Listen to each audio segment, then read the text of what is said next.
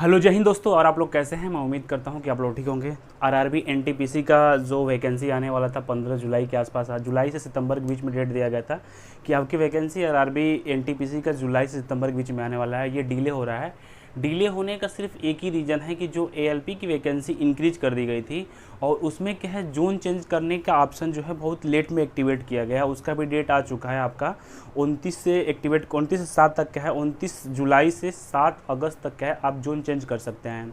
इस वीडियो में हम डिस्कस करेंगे कि आपका 12th बेस और ग्रेजुएशन बेस पे किस किस पोस्ट पे कितनी कितनी वैकेंसी आई है। ये कल का एक इंटरनल नोटिस जारी हुआ है, तो उस बेस पे हम आपको बताएंगे कि इंटर लेवल यानी कि 12th बेस पे और ग्रेजुएशन बेस पे दोनों अलग अलग वैकेंसी। एनटीपीसी में दो वैकेंसी को दो पार्ट में डिवाइड कर दिया जाता है। एक का क्वालिफिकेशन आपका रहता है 12th बेस और एक का क्वालिफिकेशन रहता है ग्रेजुएशन बेस। अब दोनों में किस किस पोस्ट पे कितनी कितनी वैकेंसी आई है वो भी पता चल जाएगा आपको। जोन वाइज कितनी कितनी वैकेंसी है, किस कैटेगरी में कितनी कितनी वैकेंसी, उसको हम डिस्कस करेंगे। और साथ ही साथ क्वालिफिकेशन डिस्कस कर लेंगे, पे स्केल डिस्कस करेंगे, और इसका क्या है सिलेबस क्या है, इसको भी CBT 1 का सिलेबस क्या है, CBT 2 का सिलेबस क्या है, उसके बारे में डिस्कस करेंगे। तो फिर हम लोग स्टार्ट करते हैं। पहला पॉइंट हम आपको बता दें कि ये जो वैकेंसी है ये दो पार्ट में डिवाइड किया गया है। जो आरआरबी एनटीपीसी की जो वैकेंसी है ये आपका दो पार्ट में डिवाइड किया गया है। और पहला पार्ट आपका होता है, देखिए एनटीपीसी की वैकेंसी को दो पार्ट में डिवाइड किया गया है और दोनों पार्ट में हम बताएंगे कि कितने कितनी वैकेंसी आपकी आने वाली है। देखिए पहला है आपका अंडर ग्रेजुएट लेवल यानी कि यूजी लेवल। ठीक है, यूजी लेवल में क्या होता है आपका, इसमें क्वालिफिकेशन मात्र 12th पास है। अगर आप 12th पास हैं तो यूजी लेवल में फॉर्म अप्लाई कर सकते हैं। इसमें कौन कौन सा पोस्ट आता है, कितनी कितनी सीट आपकी आने वाली है, इसके बारे में भी हम लोग डिस्कस करेंगे। नेक्स्ट पॉइंट है आपका ग्रेजुएशन लेवल। ग्रेजुएट लेवल में क्या है, अगर आप ग्रेजुएशन कंप्लीट है, बीएससी किए हैं, बीकॉम किए हैं, बीए किए हैं, तो आप फॉर्म ग्रेजुएशन लेवल में अप्लाई कर सकते हैं। अब हम लोग आते हैं अपने पॉइंट पे, 12th बेस पे कौन से पोस्ट पे वैकेंसी आने वाली है और कितनी कितनी सीट आने वाली है, इसके बारे में हम आपको बता देते हैं।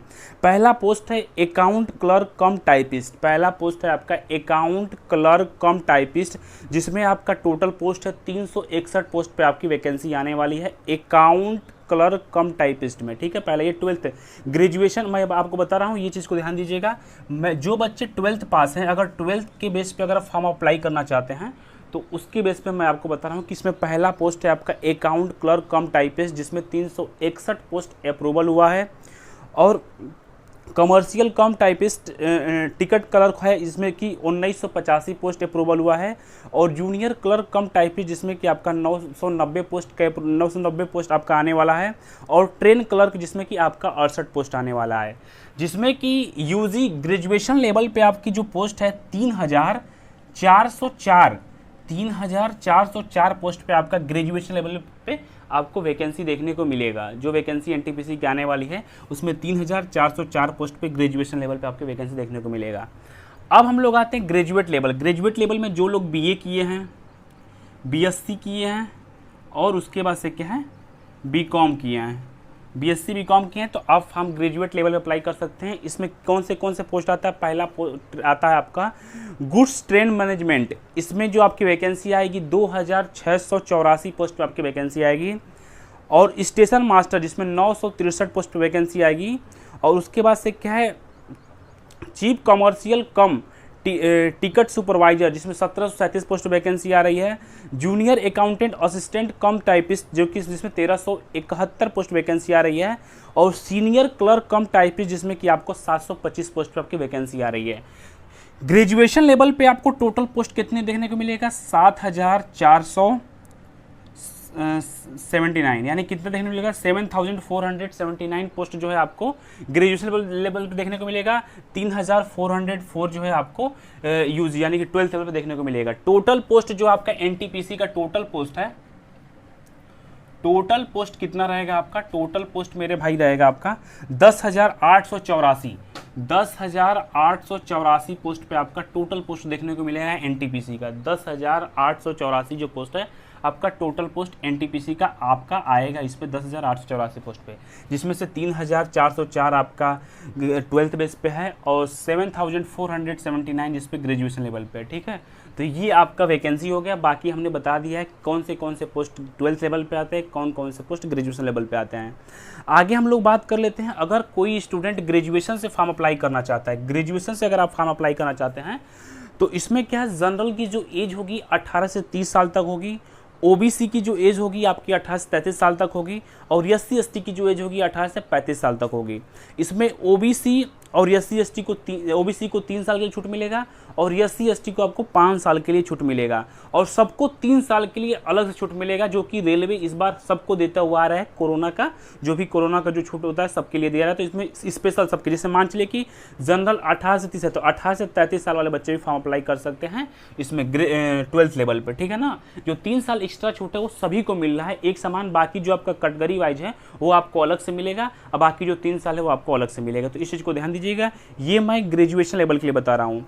अब पे स्केल के लिए बात कर सकते हैं, यानी कि जो ग्रेजुएशन लेवल पे जिस पोस्ट मैंने आपको बताया है उस पोस्ट पे जो आपकी वैकेंसी आने वाली है उसके पे स्केल कितना है इसके बारे में बात कर लेते हैं। आपका पहला पोस्ट है आपका जूनियर क्लर्क कम टाइपिस्ट, जिसमें आपका पे स्केल है लेवल 2 की वैकेंसी है आपकी, जिसमें 19,990 का आपका पे स्केल है।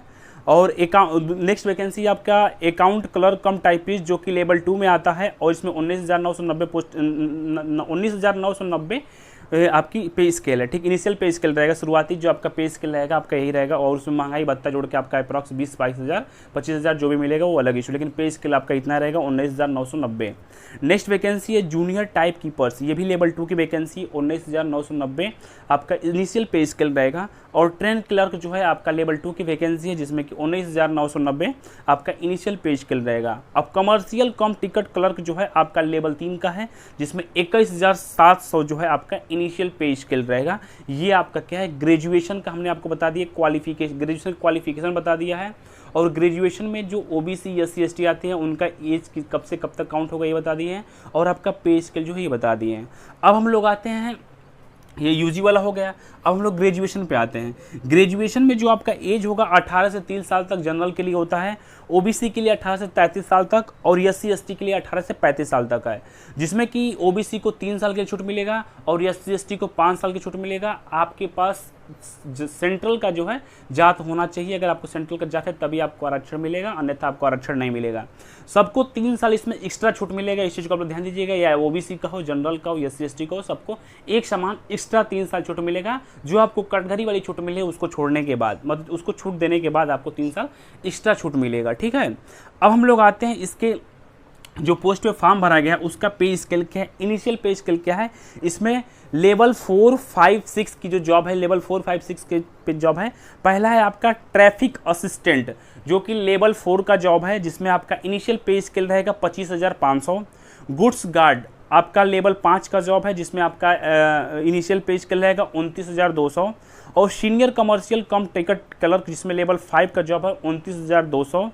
और सीनियर क्लर्क कम टाइपिस्ट जिसमें लेवल 5 का जॉब है 29,200। जूनियर अकाउंटेंट असिस्टेंट कम टाइपिस्ट जो कि लेवल 5 का है 29,200 आपको पे स्केल रहेगा। और सीनियर टाइप कीपर लेवल 5 का जिसमें 29,200 इसका आपका इनिशियल पे स्केल रहेगा। और कमर्शियल अप्रेंटिस आपका लेवल 6 का जॉब है, जिसमें आपका 35,400 आपका इनिशियल पे स्केल रहेगा। और स्टेशन मास्टर जो है आपका लेवल 6 का जॉब है, जिसमें 35,400 आपका इनिशियल पे स्केल रहेगा, ठीक है। तो ये आपका पे स्केल है। और इसमें ग्रेजुएशन, इसमें जो क्वालिफिकेशन चाहिए, अगर आपका ग्रेजुएशन कंप्लीट है तो फॉर्म अप्लाई कर सकते हैं, या आप अपीयरिंग में है तभी भी आप अप्लाई कर सकते हैं, इसमें आपको ये दिया गया है। और ग्रेजुएशन वाला जो स्टूडेंट होगा वो हर एक पोस्ट के लिए अप्लाई कर सकता है, जिससे वो चाहे, बस उसका एग्जाम अलग अलग होगा, ठीक है। तो ये चीज़ हमने बता दिया है। इसका जो इसमें क्या है, कुछ पोस्ट में CBT 1 है, कुछ पोस्ट में CBT 2 है, और कुछ पोस्ट में टाइपिंग है, कुछ पोस्ट में टाइपिंग नहीं है, ठीक है ना। तो ये जब आपका ऑफिशियल नोटिस आएगा तो फिर आपको वहाँ से पता चल जाएगा। अब हम लोग CBT 1 के सिलेबस को समझते हैं। मैथ से आपको 30 क्वेश्चन देखने को मिलेगा 30 नंबर का, रीजनिंग से आपको 30 क्वेश्चन देखने को मिलेगा 30 नंबर का, और जनरल अवेयरनेस और करंट अफेयर से 40 क्वेश्चन देखने को मिलेगा 40 नंबर का। टोटल 100 क्वेश्चन 100 नंबर का रहेगा, 90 मिनट आपके टाइम ही रहेगी। ये CBT 1 का सबके लिए सिलेबस है। और CBT 2 का जो सिलेबस है, मैथ से आपको 35 क्वेश्चन देखने को मिलेगा 35 नंबर का, जनरल इंटेलिजेंस और रीजनिंग से आपको 35 क्वेश्चन देखने को मिलेगा 35 नंबर का, और जनरल अवेयरनेस और करंट अफेयर्स से आपको 50 क्वेश्चन देखने को मिलेगा 50 नंबर का। 120 क्वेश्चन 120 नंबर का, 90 मिनट आपकी टाइम ही रहेगी। ये आपका CBT 2 का सिलेबस है, और जिसमें टाइपिंग होता है हिंदी और इंग्लिश आपका अलग अलग टाइपिंग होता है, अलग अलग उसमें बोला जाता है। इंग्लिश की जो टाइपिंग होती है 35 वर्ड पर मिनट होता है, और हिंदी की जो टाइपिंग होती है 30 वर्ड पर मिनट होता है। इसमें आपका 90% जो 90% जो है आपका एक्यूरेसी होना ज़रूरी है। तो ये मैंने आपको पूरा कंप्लीट इन्फॉर्मेशन बताया। बाकी हमने बताया आपका 10,884 पोस्ट पे NTPC की आपकी वैकेंसी आ रही है। बाकी अगर किसी स्टूडेंट को किसी प्रकार की कोई डाउट हो, कोई कन्फ्यूजन हो, तो मेरे यूट्यूब के डिस्क्रिप्शन टेलीग्राम चैनल है, व्हाट्सअप नंबर है, आप हमसे वहाँ से कॉन्टेक्ट कर सकते हैं। मिलते हैं आप लोग को नेक्स्ट अपडेट में। धन्यवाद। जय हिंद।